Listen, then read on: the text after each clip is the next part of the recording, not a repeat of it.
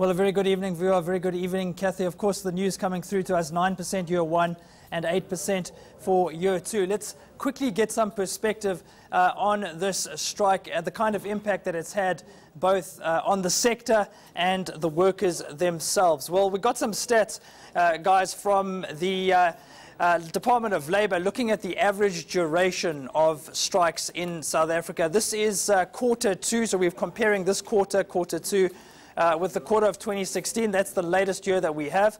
And almost 68% of strikes are resolved within a week. If you add those two numbers together on the left, 81% of strikes are completed within the first 2 weeks. Just a reminder, it is been day 27. We've reached that landmark, day 27, and the strike is now over. So compared to most strikes in the second quarter of the year, this one has been fairly unusual. We are in this territory at the moment. 2.7% of strikes tend to go on for more than 21 days. Thankfully for commuters, thankfully for workers, and of course for operators, we never got into that area, 5.4% of strikes, which drag on for more than 40 days.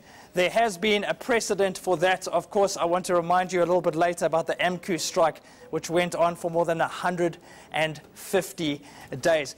Very important, though, wages were the key issue in this particular strike, as they are in most industrial action in South Africa. We've taken a look, Vuyo and Kathy, at the number of work days lost in 2016 and what the key reason for each of those strikes was. And if you take a look at that, 778,000 work days lost, and that was driven by wages. Just 60,000 work days lost were driven by conditions. So workers upset about the conditions in which they're having to operate. So wages very much at the forefront of industrial action, and that's really what we saw in this bus strike, this continual pushing for that 9% hike in year one, 8% in year two, and of course that back pay from the 1st of April to the 17th of April.